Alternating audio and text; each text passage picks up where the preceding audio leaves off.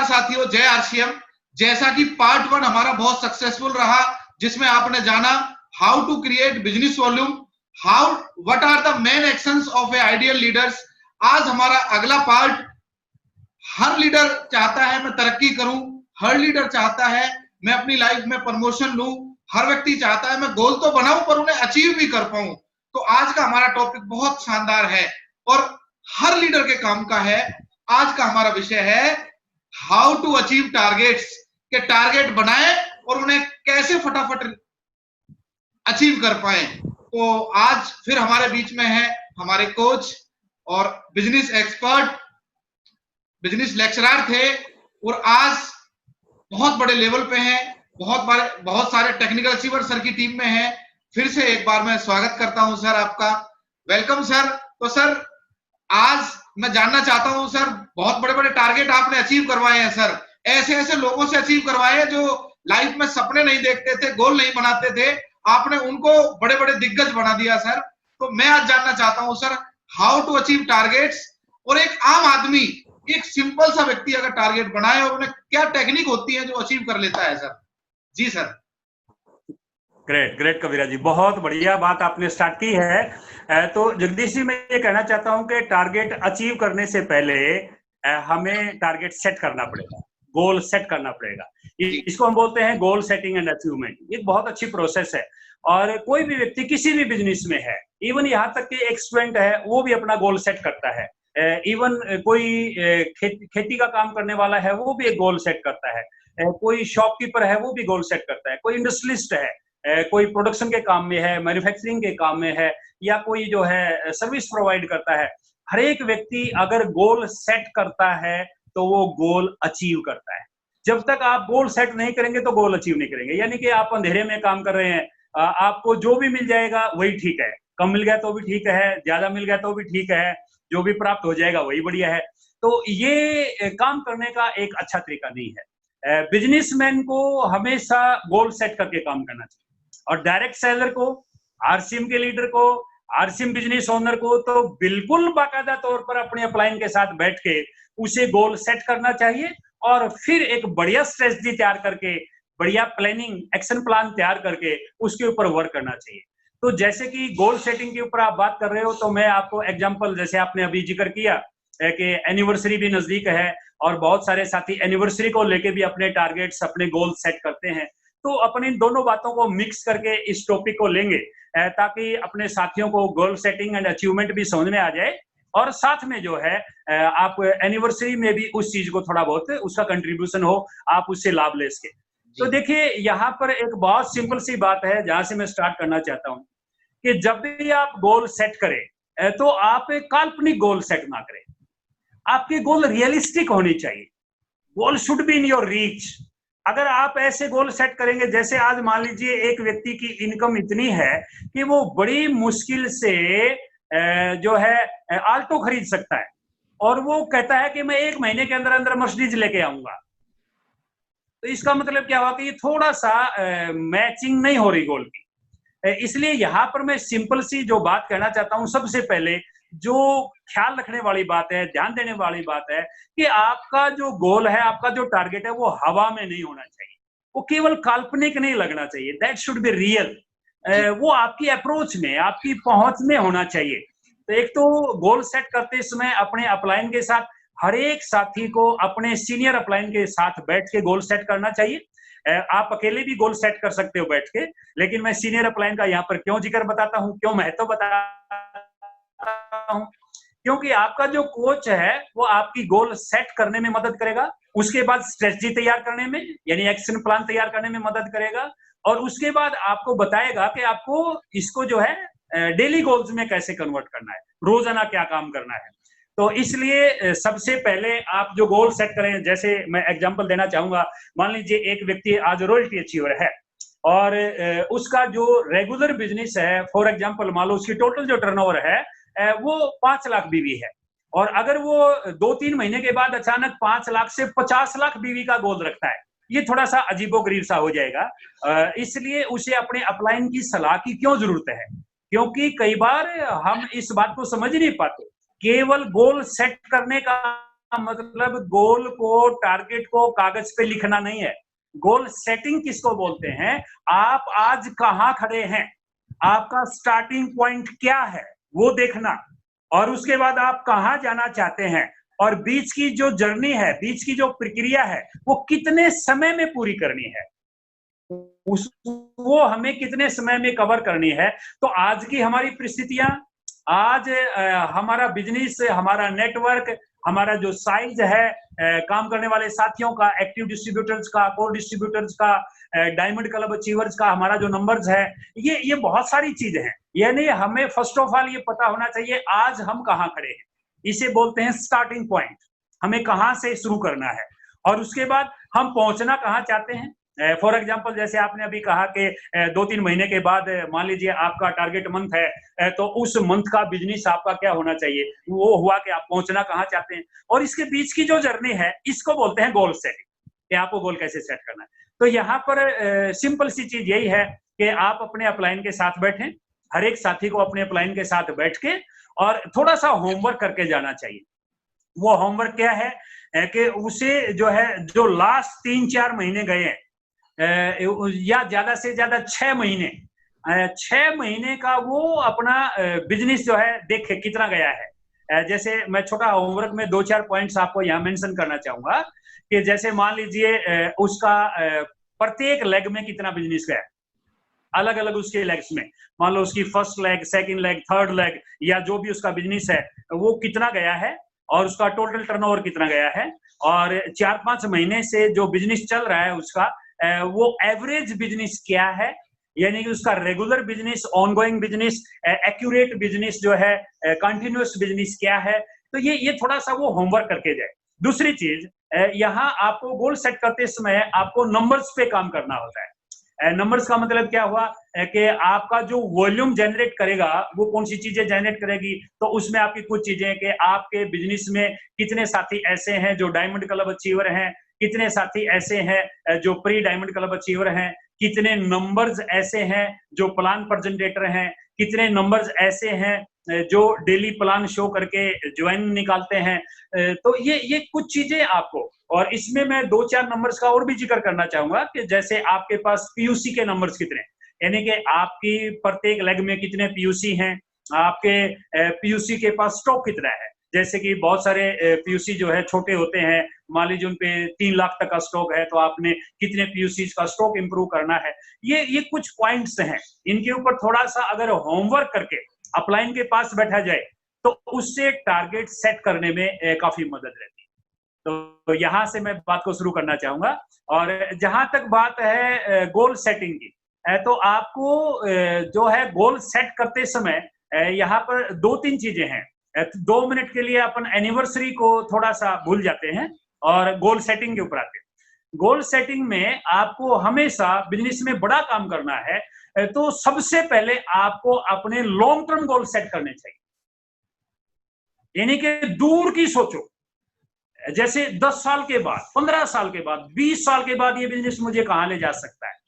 उसके बाद फिर आप जो है अपने मिड टर्म गोल बनाओ। मिड टर्म गोल हम किनको बोलते हैं? 3 से 5 साल में जो गोल आपने अचीव करने हैं, इनको हम मिड टर्म गोल्स बोलते हैं। और उसके बाद आप अपने शॉर्ट टर्म गोल के अंदर आप जो है 3 महीने बाद के जो आपके लक्ष्य हैं, या 6 महीने बाद के जो आपके लक्ष्य हैं, या विद इन 1 ईयर या 1.5 ईयर आप क्या अचीव करना चाहते हैं। तो ये जो गोल है ये हमारे शॉर्ट टर्म गोल्स में आते हैं। यहाँ पर बात खासकर जो आज अपनी हो रही है वो शॉर्ट टर्म गोल की हो रही है कि जैसे 2-3 महीने के बाद, खासकर एनिवर्सरी को लेके अगर हमें गोल सेट करना हो तो किस तरह सेट करना चाहिए और उसके लिए हमें कैसी प्रिपरेशन करनी चाहिए। तो यहाँ पर आप जैसे अगर कोई लीडर, जैसे फॉर एग्जांपल मान लीजिए कोई टेक्निकल अचीवर है, अगर वो गोल सेट करना चाहता है तो उसे क्या करना चाहिए? उसे अपनी प्रत्येक लेग में कितने रॉयल्टी अचीवर है, तो रॉयल्टी अचीवर को एक प्रोजेक्ट मान के वो गोल सेटिंग करे। प्रोजेक्ट का मतलब एक रॉयल्टी अचीवर का आज बिजनेस क्या है और मुझे इस रॉयल्टी अचीवर को किस बिजनेस पे लेकर जाना है। फॉर एग्जांपल मान लीजिए एक रॉयल्टी अचीवर 3% रॉयल्टी पे है और आपका टारगेट है उसे 8% रॉयल्टी पे लेके आने का, तो आपकी गोल सेटिंग हो गई कि आपको इस रॉयल्टी अचीवर को 3% से 8% पे लेके आना है। इसी तरह से मान लीजिए एक रॉयल्टी अचीवर ऑलरेडी जो है वो 4.5% 6% रॉयल्टी पे है, तो आप उसको जो है 8% रॉयल्टी कंटिन्यू करा के उसे टेक्निकल पे लाना चाहते हैं, तो ये आपका गोल सेट हो जाता है कि आज उस रॉयल्टी अचीवर की टर्नओवर क्या है और आप उसे किस टर्नओवर पे लेके जाना चाहते हैं, गोल सेटिंग होगी। मान लीजिए ऑलरेडी एक जो है टेक्निकल अचीवर है, फॉर एग्जांपल मान लीजिए पर्ल है, रेगुलर पर्ल, मान लीजिए उसका जो है मिनिमम 2 लेग्स में उसका 5-5 लाख का टर्नओवर जाता है, तो वो अगर अपने बिजनेस को आगे लेना चाहता है तो आप उस साथी का देखिए कि उसकी स्ट्रेंथ क्या है, आज उसके पास कितने जो है डायमंड क्लब अचीवर हैं, आज उसके पास कितने प्लान श्योर हैं, आज कितने स्टेशन उसके पास हैं, कितने पीयूसी जो उसके पास हैं, उसकी टीम में जो है कितने साथी ईगल हैं, कितने वाइटल पिन पे है, छोटी जो पिन है हमारी वो कितने साथी हैं, तो आप उसके साथ बैठ के गोल सेटिंग कर सकते हैं कि इस साथी को मुझे पर्ल से स्टार पर्ल पे लेके जाना है या ये एमरल्ड पे जा सकता है। ये उसके सारे नंबर्स जब आपके पास आ जाएंगे तो आप उन नंबर्स को ध्यान में रख के उसकी गोल सेटिंग करवा सकते हैं। तो इस तरह से आप इसको जो है लेके आगे बढ़ सकते हैं। और इसमें मेन चीजें, ज्यादातर जिन चीजों पे अपने को वर्क करने की जरूरत है वो सबसे बड़ी चीज यही है कि आप हवा में गोल सेट ना करें, आप पेपर पे गोल सेट करें, आप यथार्थ को स्वीकार करें, आज आप कहाँ हैं और कहां तक जा सकते हैं, यानी कि आप यथार्थ को स्वीकार करके अपने अपलाइन को बिल्कुल इजी वे से, बिल्कुल फ्रेंकली, बिल्कुल एक प्रकार से स्मूथ वे से अपने दिमाग को शांत करके बताएं कि आज मेरी स्थिति ये है और मैं इस लेवल तक जा सकता हूं या यहां तक पहुंच सकता हूं और इस तरह से मैं आगे बढ़ सकता हूं, तो फिर आपका अपलाइन आपको प्रॉपर वे से गाइड कर सकेगा। वैसे आप अगर कोई भी क्वेश्चन इससे रिलेटेड मेरे से पूछना चाहते हैं तो मैं यहाँ पर आपको बता सकता हूँ। जैसे जैसे कई बार हम सर गोल बना लेते हैं तो वो गोल पहले दिन तो हमें आता है कि हो गया और 10 दिन के बाद क्या होता है कि नजर नहीं आ रहा, तो हम तैयारी में ऐसी क्या चूक हो जाती है किसी लीडर से कि अगर वो उसको पकड़ ले तो वो गोल जो पहले दिन है वो लास्ट के दिन तक वही रहे। वेरी गुड, वेरी गुड, बहुत बढ़िया, बहुत बढ़िया। इसको गोल अचीवमेंट बोलते हैं। गोल अचीवमेंट की जो प्रोसेस है वो जैसे मैंने अभी एक पॉइंट आपको बताया था कि आज हम जहां खड़े हैं वहां से स्टार्ट होके हमें जहां पहुंचना है वहां तक की प्रोसेस होती है, लेकिन इसको हम क्या करते हैं, इसको लास्ट से फिर वापस लेके आते हैं। मान लीजिए हम 3 महीने का गोल सेट करते हैं, फॉर एग्जाम्पल ये महीना, इससे अगला महीना, उससे अगला महीना, मान लीजिए जो तीसरा महीना है वो हमारा टारगेट मंथ है और आज हम यहाँ खड़े हैं, तो हमने क्या करना है, हमने 3 महीनों के अंदर जो काम करना है और उससे जो अचीवमेंट लेनी है टोटलिटी, इन टोटलिटी, यानी संपूर्ण तौर पर उसको हमें ध्यान देना होगा और हमें वापिस यहां तक आना होगा। इसको हम बोलते हैं अपने लक्ष्यों को छोटे टुकड़ों में बांटना, छोटे हिस्सों में बांटना, यानी कि इस महीने हमें क्या करना है, अगले महीने हमें क्या करना है और तीसरे महीने में हमें पर डे क्या करना है। अब देखिए इसके अंदर हम थोड़ा सा इशारा कर देते हैं अपनी टीम को, एक सिंपल सा, आप सभी साथी जानते हैं कि टारगेट मंथ से जो पहले वाला मंथ होता है उसमें हम अपना जो है मोमेंटम इतना बढ़िया बनाते हैं, इतना अच्छा सिस्टम करते हैं कि उसमें सबसे बड़ा जो रोल होता है वो प्रोडक्ट स्टॉक का होता है कि आप हर एक साथी को ये बोलते हो कि आपके पास प्रोडक्ट होगा तो वॉल्यूम जनरेट होगा, इसलिए बहुत सारे साथी क्या करते हैं, वो प्रोडक्ट का स्टॉक करते हैं। केवल पीयूसीज के ऊपर तो 5-5, 7-7, 10-10 लाख का प्रोडक्ट होता ही होता है। हर एक साथी अपने पास भी ज्यादा नहीं तो जैसे कोई 5,000 बीवी का, कोई 10,000 बिजनेस वॉल्यूम का, कोई 15,000 बिजनेस वॉल्यूम का वो प्रोडक्ट का स्टॉक अपने पास रखता है और उसको हम बोलते हैं कि एक प्रकार से अपना वो ऐसा बिल कटवा लेता है जिसे आप कच्चा बिल बोलते हैं ज्यादातर रूटीन की लैंग्वेज में, कि जिसे वो आपके टारगेट मंथ में पहली तारीख को ही उसे पक्का करवाएगी। एक तो ये पॉइंट आप इसे यूज कर सकते हैं, बहुत अच्छे से यूज कर सकते हैं, इसे हम बोलते हैं थोड़ा सा एडवांस प्लानिंग एंड प्रिपरेशन। तो यहाँ पर आप अपनी टीम के जो एक्टिव साथी हैं तो उनको प्रोडक्ट स्टॉक के बारे में ये हल्का सा इशारा कर सकते हैं कि आप पहली तारीख को आपने जो बिल कटवाना है तो उसका आपके पास कच्चा बिल पहले से होना चाहिए और आप केवल अपना फोन करें, आप अपने पीयूसी होल्डर को या आप अपना जो वंडर वर्ल्ड जो चला रहे हैं उनको आप अपना फोन करें और वो 1 तारीख को ही आपका जो स्टॉक है उसके ऊपर बिल काट दें, पहली चीज। दूसरी चीज आपने क्या करना है कि 1 तारीख से 10 तारीख के बीच में आपने कंप्लीट साथियों के डायमंड क्लब कंप्लीट कराने। 1 तारीख को तो सब साथियों ने हमारा जो प्रोडक्ट स्टॉक था वो बिल कटवा दिया। उसके बाद हमने क्या करना है, इसको हम बोलते हैं डायमंड क्लब की स्टार्टिंग, कि जो साथी हमारे प्री डायमंड क्लब में हैं, मान लीजिए 2000 बीवी करते हैं या 1000 बीवी करते हैं, यानी अभी डायमंड क्लब की प्रिपरेशन में है, अभी उन्होंने डायमंड क्लब स्टार्ट नहीं किया है, लेकिन वो डायमंड क्लब की तैयारी कर रहे हैं। तो आप टारगेट मंथ में उन बहुत सारे साथियों की भी एक लिस्ट बना सकते हैं, लंबी सी लिस्ट, और आप उन्हें क्या बोल सकते हैं कि आप जो इस महीने डायमंड क्लब करेगा, ये मैं आपके टारगेट मंथ की बात कर रहा हूं, कि जो इस महीने जो है डायमंड क्लब करेगा, यानी डायमंड क्लब की स्टार्टिंग करेगा, हम उसको स्टेज से सम्मानित करेंगे और आने वाले समय में वो अपलाइन की नजरों में आ जाएगा, और अपलाइन जो है ना केवल उसका डायमंड क्लब रेगुलर कराएगा, बल्कि उसको और ज्यादा समय देके एजुकेट करके ट्रेन करके उसके बिजनेस को तेजी से ग्रो करने में उसकी मदद करेगा। तो इस तरह से आप बहुत सारे साथियों को यानी कि नया डायमंड क्लब में एंट्री दिलवा सकते हैं। दूसरा पॉइंट ये है।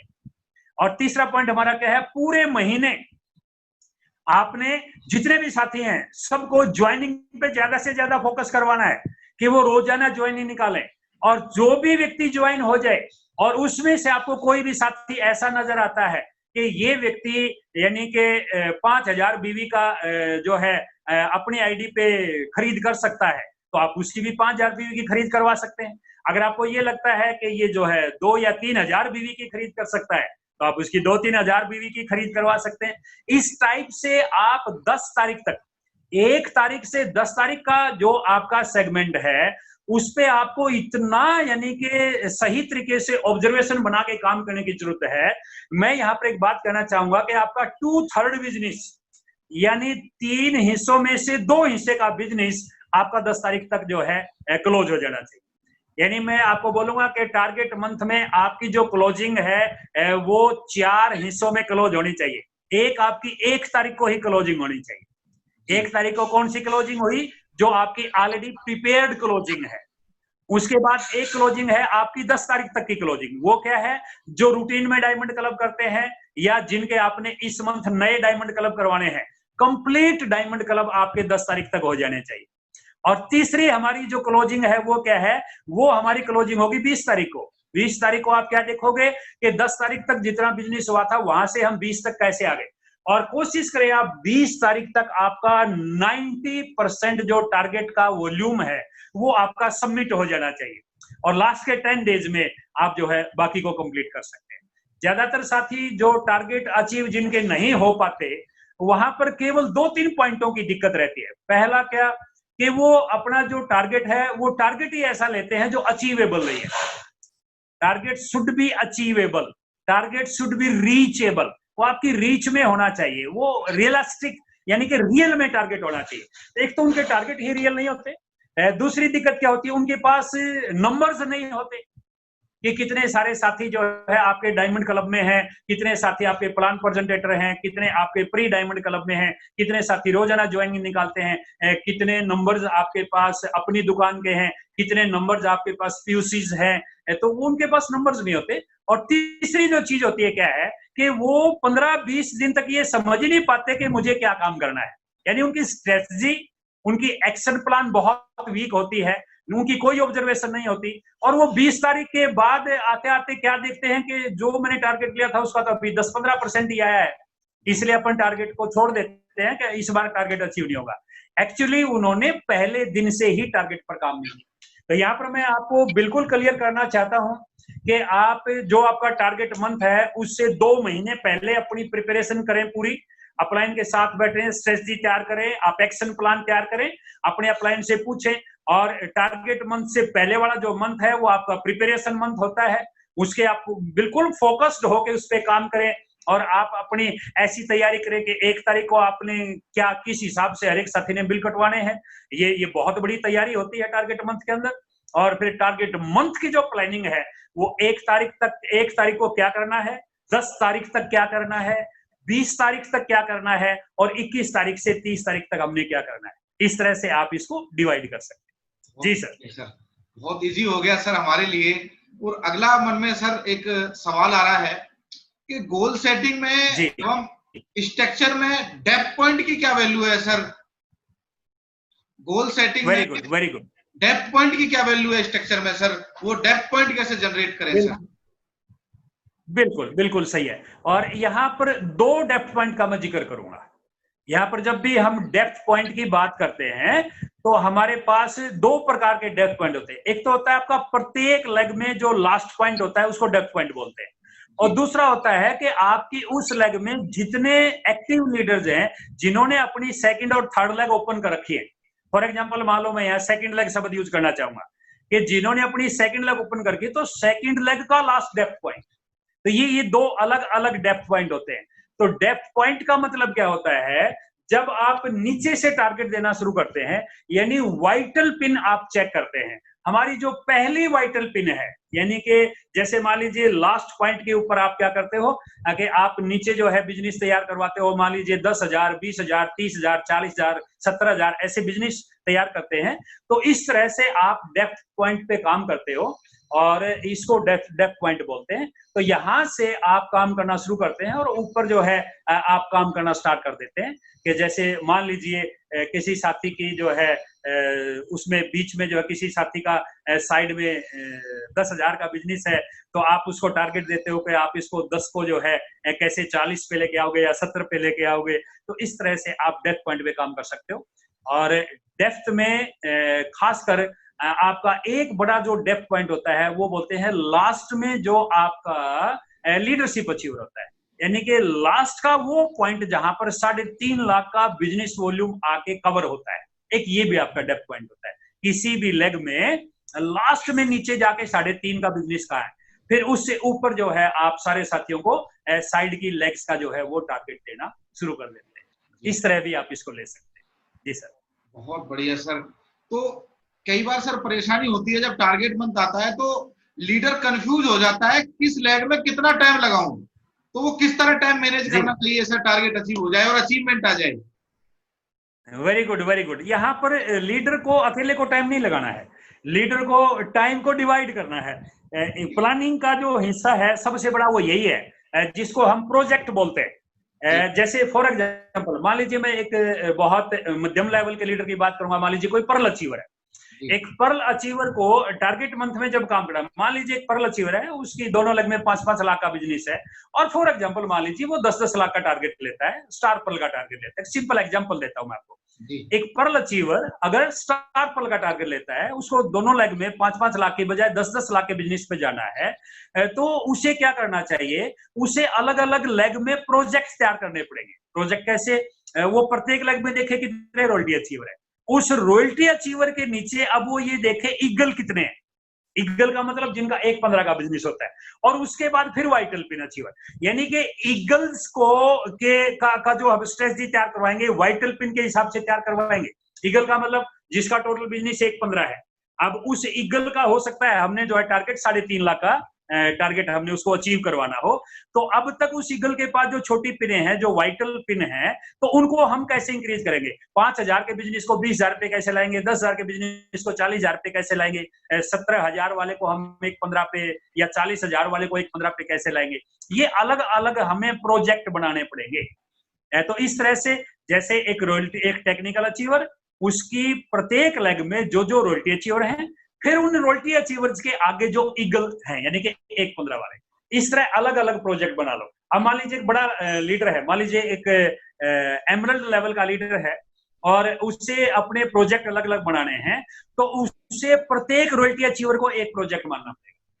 वो अपने सारे रॉयल्टी अचीवर्स का अलग अलग जो है प्लानिंग तैयार करे और खुद की ऑब्जर्वेशन बनाए, खुद यानी कि वो अपनी देख रेख में डेली शाम को फोन पे बात करे, फील्ड में जाए तो उनके साथ काउंसलिंग करे, और उनकी जो वो प्लानिंग तैयार करवा के आता है उसके ऊपर ऑब्जर्वेशन बना के रखे।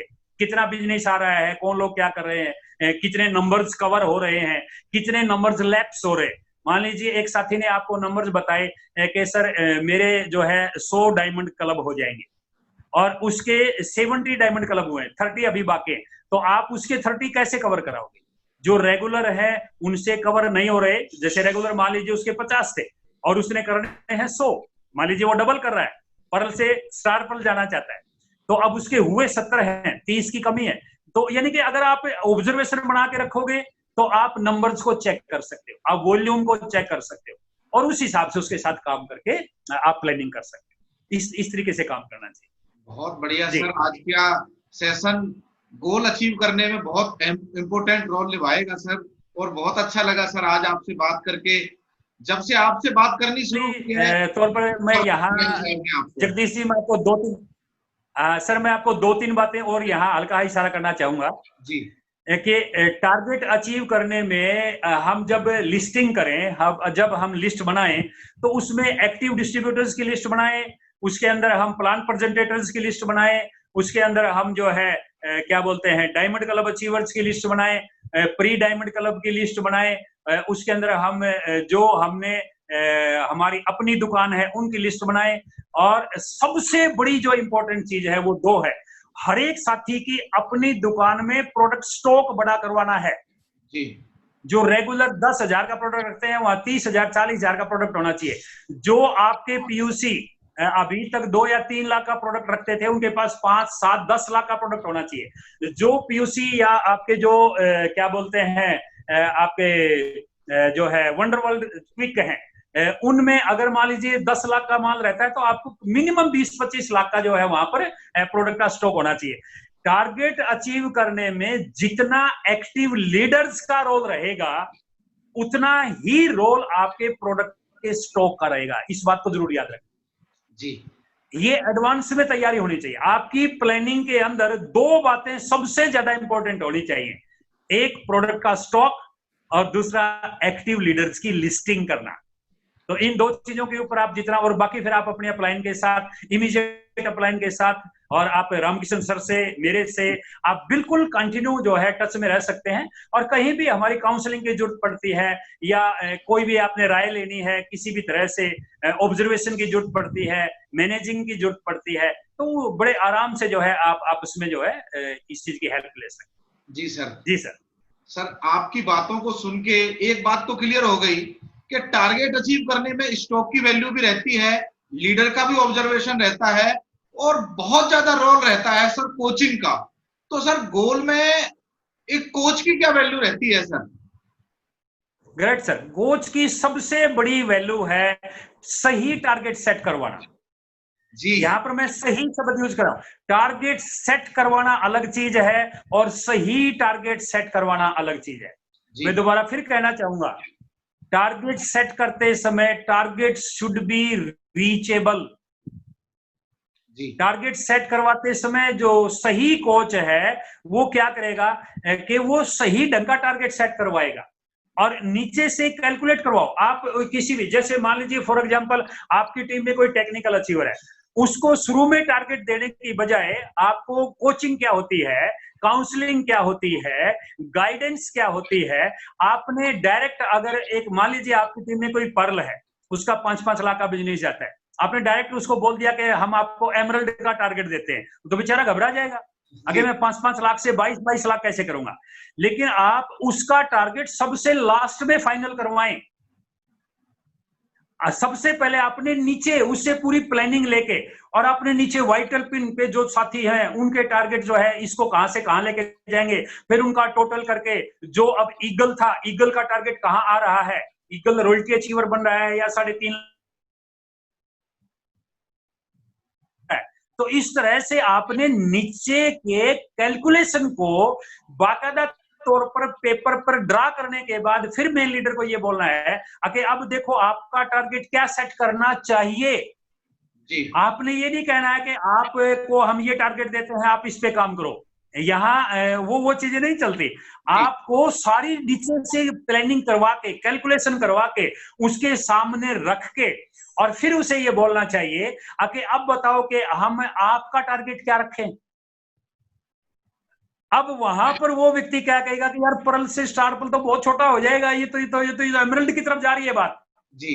अब वो क्या कहेगा कि गुरुजी एमरल्ड का टारगेट मुझे लेना ही लेना है, मेरा पूरा प्रयास रहेगा मैं एमरल्ड अचीव करूं। अगर एमरल्ड 1% ना भी अचीव हुआ तो मैं अगर मान लो 22 लाख ना कर सका तो मैं कम से कम 15 लाख तो करूं, मैं 10 लाख पे क्यों रुकूं। जी क्योंकि अगर आपने पहले उसका टारगेट सेट करवा दिया तो वो क्या कहेगा कि जी मैं 5-5 लाख मेरी दोनों लेग में आता है और अब मैं 10-10 लाख का टारगेट ले लेता हूं, यानी नेक्स्ट पिन। रूटीन में जब आगे बड़ी पिनों पे जाते हैं तो लोग नेक्स्ट पिन का टारगेट लेते हैं। तो आपने सबसे पहले उस बड़े लीडर का, जिसकी टीम की आप काउंसलिंग कर रहे हैं, उस लीडर का टारगेट पहले सेट नहीं करना, पहले नीचे से टारगेट्स को कैलकुलेट करके, उनका सम अप करके, उनको जोड़ के फिर अपने बड़े लीडर के सामने रखना है और फिर बड़े लीडर से खुद सलाह लेनी है कि आप मुझे बताओ कि आपका क्या टारगेट सेट करें ताकि अपन उस हिसाब से प्लानिंग करें। ये तरीका है टारगेट सेट करने का, और इसमें कोच का बहुत बड़ा रोल है। और कोच का रोल तो हर जगह होता है। जैसे कि मैं आपको यहाँ पर एक इशारा करना चाहूंगा, जब भी परफॉर्मेंस की बात आती है और जब भी कोच की बात आती है, तो मुझे एक बहुत बड़ा इंडिया का जो परफॉर्मर है इंटरनेशनल लेवल पर, वो मुझे याद आ जाता है, मैं उसे बहुत लाइक करता हूं। और परफॉर्मेंस की बात आती है तो मेरी जुबान पर आता है विराट कोहली। आप भी जानते हैं, बहुत सारे साथी जानते हैं। विराट कोहली एक ऐसा कंसिस्टेंट परफॉर्मर है, एक ऐसा लगातार परफॉर्मेंस देने वाला लीडर है कि जो हमेशा बढ़िया से काम करता है। तो उससे किसी साथी ने पूछा कि आप इतने अच्छे परफॉर्मर हैं कि आपकी परफॉर्मेंस लगातार इतनी बढ़िया कैसे आती है? तो उसने जवाब दिया कि इसके पीछे केवल एक ही राज है कि मैं बेसिक्स पे काम करता हूं। तो मैं यहाँ पूरी टीम को ये बात कहना चाहूंगा कि बेसिक्स पे हमेशा काम करना है। बेसिक्स के अंदर 2 हमारे बड़े काम हैं, जिनको आज मैंने 3 हिस्सों में बांट के बताया। आरसीएम की जो ट्रेन है वो 2 पटरियों पे चलती है। एक पटरी का नाम है प्लान और दूसरी का नाम है प्रोडक्ट। यानी कि पहला हमारा बेसिक क्या है? Use and promote the product. जो मैंने आज 2 अलग अलग काम बांट के बताए, लेकिन ये एक ही है, use and promote the product. और दूसरा बेसिक क्या है? Show the plan and sponsor the person. ये प्लान दिखाओ, ज्वाइन कराओ। ये 2 बेसिक कभी नहीं छोड़ने, लगातार करने हैं। अब बात आई कोच की। अब देखिए मैं आपको बताता हूं, विराट कोहली जितनी सेंचुरी लगा सकता है उसका कोच उतनी सेंचुरी नहीं लगा सकता। विराट कोहली जो शॉट खेल सकता है उसका कोच शायद वो शॉट ना खेल सके। विराट कोहली जितनी देर तक क्रीज पे खड़ा रह सकता है शायद उसका कोच उतनी देर तक क्रीज पे ना खड़ा रह सके। विराट कोहली जितनी फास्ट गति से रन बना सकता है, तेज गति से रन बना सकता है, शायद उसका कोच उतनी तेज गति से ना रन बना सके। उसके बावजूद भी विराट कोहली अपने कोच से क्यों कोचिंग लेता है? उसके बाद भी विराट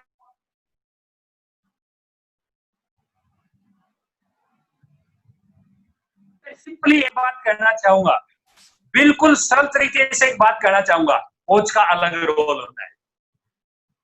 खेलना आपने है, लेवल आप अचीव करोगे, टर्नओवर आपकी तैयार होगी, नेक्स्ट स्टेप्स आप अचीव करोगे, अगली सीढ़ियों पे, अगले पायदानों पे आप जाओगे। लेकिन आपका कोच क्या करेगा?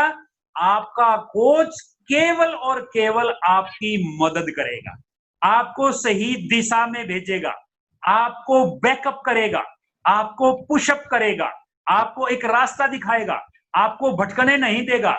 और सही मायने में अगर मैं इसे कंक्लूड करूं तो आपकी गोल सेटिंग करवा के गोल अचीवमेंट में कोच की बहुत बड़ी भूमिका रहती है। और मैं यहाँ आपके बहुत शानदार कोच का जिक्र करना चाहूंगा, उनका नाम है रामकिशन जी, जो मेरी टीम के बहुत बड़े सक्षम लीडर हैं और आपके बेहतरीन कोच हैं। और यहाँ पर मैं 1-2 कोच का और जिक्र करना चाहूंगा, जैसे आशीष जी, जैसे सुनील शर्मा जी, जैसे यहाँ पर मैं जगदीश कबीरा जी, आपको भी एक बहुत एफिशिएंट कोच मानता हूँ। तो आप सारे के सारे साथी मिलके बड़े लेवल पे काम करें, मिलजुल के अच्छे से प्लानिंग करें। कहीं भी किसी भी रूप में आपको अपने बड़े लीडर्स की, रामकिशन जी की, मेरी या किसी भी साथी की हेल्प की जरूरत होती है, आप हेल्प ले सकते हैं और आपके कोच हमेशा आपके साथ हैं। यही तो नेटवर्क मार्केटिंग है, ये तो डायरेक्ट सेलिंग है, ये तो आरसीएम बिजनेस है कि यहाँ पर आप अकेले नहीं हैं। अनेक ताकतें आपके लिए, आपको कामयाब करने के लिए हमेशा तैयार रहती हैं। तो थैंक यू वेरी मच, बहुत अच्छा लगा आपसे बात करके। बहुत बढ़िया सर, बहुत अच्छा रहा। और लास्ट में सर, आज से 2 साल पहले आपने leader super fast pin launch की थी सर। 1 सितंबर को जो धमाका हुआ था उसकी गूंज आज तक बहुत सारे इंडिया में सुनाई देती है लीडर्स को। तो सर एक फाइनल मैसेज पूरी टाइगर टीम के लिए 1 सितंबर का क्या रोल है, उसको लेके क्या करना चाहिए, एक फाइनल मैसेज, फिर हम सेशन खत्म करते हैं सर।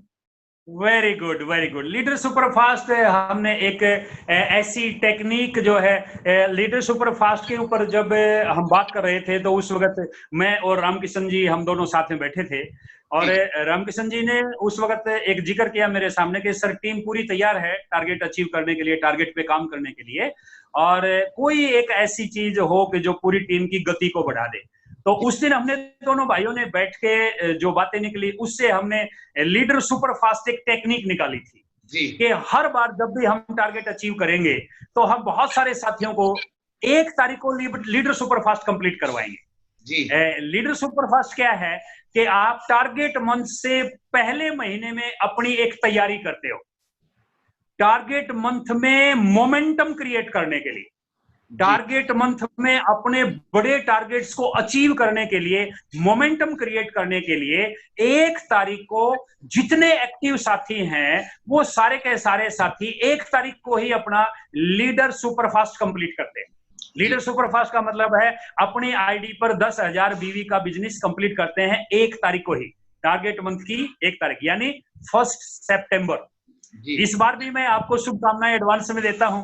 अपनी ये बहुत पुरानी टेक्निक है और बहुत सारे साथी बहुत लंबे समय से इसको यूज कर रहे हैं। ये बड़ी कारगर है, बहुत लोगों ने इसे यूज किया है और ये बाकायदा तौर पर टारगेट मंथ में मोमेंटम क्रिएट करने में लीडर सुपरफास्ट का बहुत बड़ा रोल है। और लीडर सुपरफास्ट हम उसको बोलते हैं जो टारगेट मंथ में 1 तारीख को ही अपनी आईडी पर 10,000 बीवी का बिल कटवाता है, 10,000 बीवी की सेल्फ परचेज करता है और उसकी तैयारी वो पहले महीने में करता है, यानी कि वो उसका पहले महीने का काम है जी। यानी कि आपने अगस्त में ही अपना काम करके महीना आप लगातार टारगेट मंथ पे काम करोगे, यानी कि सितंबर में टारगेट मंथ है तो टारगेट मंथ पे अपन टारगेट को अचीव करने के लिए काम करेंगे, लेकिन 1 तारीख को हमने जो सुपर फास्ट पे काम करना है वो हमारा जो है अगस्त की हमारी जो तैयारी है उस तैयारी को हमने 1 तारीख को ही उसका श्री गणेश करना है, 1 तारीख को ही हमने लीडर सुपरफास्ट कंप्लीट कर देना है। ज्यादा से ज्यादा साथियों को अगस्त के महीने में लीडर सुपरफास्ट की तैयारी करवाओ, लीडर सुपरफास्ट के लिए प्रिपेयर करो ताकि वो 1 तारीख को ही अपनी अपनी आईडी पर लीडर सुपरफास्ट यानी 10,000 बीवी अपनी आईडी पर कंप्लीट कर दें और इससे टारगेट मंथ में कमाल का मोमेंटम आ जाएगा और बहुत तेजी के साथ टीम अपने टारगेट की तरफ बढ़ने लगेगी। जी sir, thank you so much sir. आपकी इतनी अच्छी ब्लेसिंग्स, इतनी अच्छी ट्रेनिंग्स और इतने अच्छे अच्छे एक्सपर्ट टिप्स ये टाइगर टीम को 2020 में एक बार फिर से नंबर 1 बनाएंगे सर। तो बहुत बहुत धन्यवाद सर, हम आपसे समय लेते रहेंगे। Thank you so much. Thank you sir, thank you very much. जय आरसीएम, जय।